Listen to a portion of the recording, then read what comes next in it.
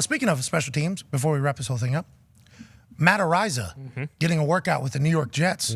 Obviously, this is a massive story for Matt Araiza because Matt Araiza, who was the punt god coming out of San Diego State, he was the best player that San Diego State had. Yes. He was the punter, the kicker, the kickoff person, and he was just destroying footballs, absolutely slaughtering them.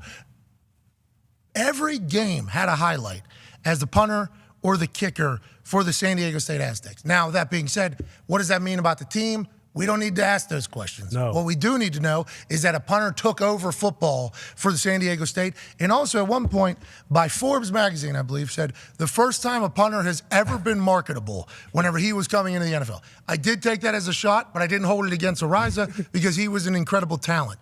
Then, once he gets drafted to the Buffalo Bills, all of a sudden there's allegations that are incredibly damning and very serious. The most serious. Hey, this is terrible things that have potentially happened with this player. Then they started talking about it. He obviously gets run out of the NFL because how serious the allegations were. Now here we're sitting a year and some later, and it's come out that it is not true at all. Wasn't even present whenever this whole thing took place, and kind of got bamboozled in his name run through the mud.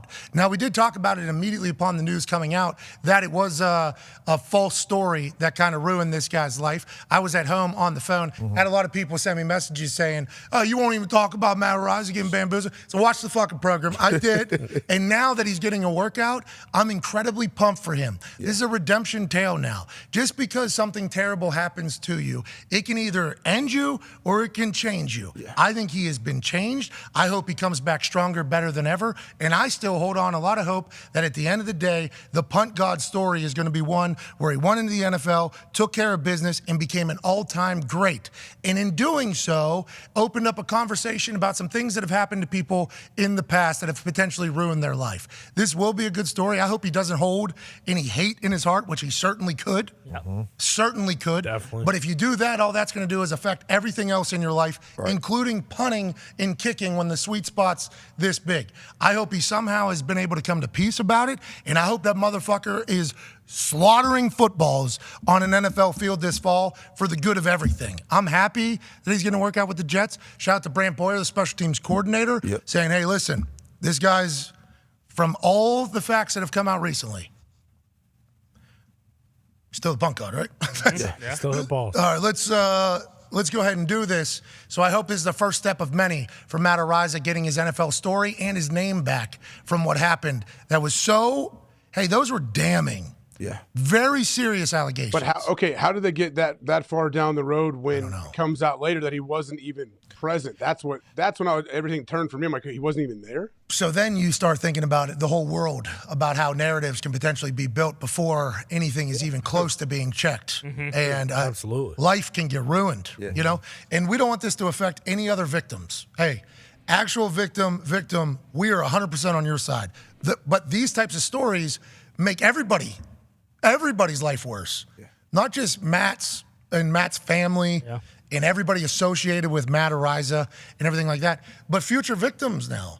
Like these types of things, like where that's a real thing. That's a real kind of arc of this all. When I was on the Colts, Josh McNary, he was a special teamer, went to Army, served in our country's military, then he came and played for the Colts. He had a situation pop up right before playoffs. He was a massive piece of our team. He gets alleged that he raped a girl. He goes through the entire trial, jury, everything like that. Fully innocent, but his football career over. Never got to play football again. Those playoff checks that he was getting as a special teamer could have been massive for the future of his entire life. And this one situation is something that the fact check on the other side was so much quieter than the initial allegations. I assume he's still going to have to deal with that forever. And it was like, when I watched that happen, I'm like, damn, like I feel absolutely terrible for you. But Josh McNary, just like Araiza, and just like Brian Banks. Brian Banks, I believe, is another story of this particular happened, and there's more that have happened. He went to prison for like 20 years, right? 15, 12? It was more than 10. When he came out, though, he didn't get rid of the hate in his heart when he got out. He went mic'd up, met person said, I am so sorry that blah, blah, blah. I didn't see that. Yeah, I think he did a full, like, I would like to clear my name here for real. And I think that happened. But it's like, I hope Matt Araiza takes this and runs with it, and I hope he somehow finds a way not to be jaded to the entire world forever. And I hope also we don't change our views on these potential allegations going forward, because they're very serious and very fucking real. So it's what a combination of situation there, but him getting a workout again and getting a chance to kind of prove himself, I think is a great first step back for everybody. Yeah, and it's so hard because you just mentioned all those things, the process of it. Because when it first happens, you can't, say hey, you never know, just because a lot of the times the worst thing that you could imagine is the thing that happened. Actually happened. Yeah, that actually happened. So it's a long process, but they went through the entire thing. And if he is, still able to hit the balls that he was hitting, last offseason in Buffalo, because he was a 4th-round pick. Pretty damn high for a punter, and he would be an absolute game changer in New York too, at MetLife for Rodgers. They need a punter over there. Yeah, too. they do. I don't know if they're gonna. I don't know how When's the workout today? They said. I'm not sure when it is, but they've gone through. That's a big story, though, man. Yeah. And Hey, in Matt. New York. Hey, Matt. Happy for you, buddy. Yeah, good luck. Hey, somehow, and I know this is hard because I'm one of the most petty people on earth too, but you're gonna have to somehow just get that out of you. Yeah. I think for the betterment of life, right, AJ? I mean, legit, he's gonna have to somehow figure out how to not be pissed off.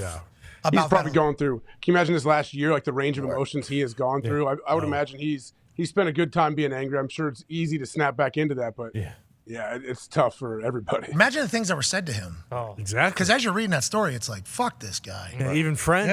It's hard. It's hard. As you're reading it, the initial allegations, it's punt god, he's calling himself. Mm-hmm. And he knows no matter what, it's forever there. When somebody does look him up, even though he's all this come out through the other side, it's always there. It's something he has to live with. But it's just what a brutal situation for everyone. But not even him, his parents too. So But I think the best joy or comeback that can be is back in the locker room kicking the football. It's nothing like that. Especially when you get the game taken away from you for something that you didn't do, and you in the prime part of your career. So hopefully get picked up by the Jets, but I think this will be a great story. New York media, y'all want something to write about? Let's go write about this one. Yeah. Good kicking room there, too. Yeah. Yeah. Brant Boyer, the special teams coordinator. Morstead and Greg the Leg. They're going to win a lot of games, too. So unfortunately. great squad to join. Tom Morstead. Morstead's a guy, which is... I'm saying it's a good place to at least get because they've been putting kickers, punters on practice squad, too. So if he doesn't get workouts anywhere else, it's not necessarily over. But I'm very pumped that Brant Boyer, special teams coordinator, was yeah, we'll work him out. Mm-hmm. Let's go. Yeah. Because one person has to do it. Yep. Then it's right. Then other people feel oh, yeah, okay, we'll do that, too. We'll bring it in. You know what I mean? We'll kick the tires. Hell yeah, Matt. Good luck out there, dude. We got him. Good luck out there. And I'm one of the most petty people of all time, so everything I'm saying to you, I would not be able to do, but I'm hoping you, Yes. for the good of your life, I'm hoping you're able to do that.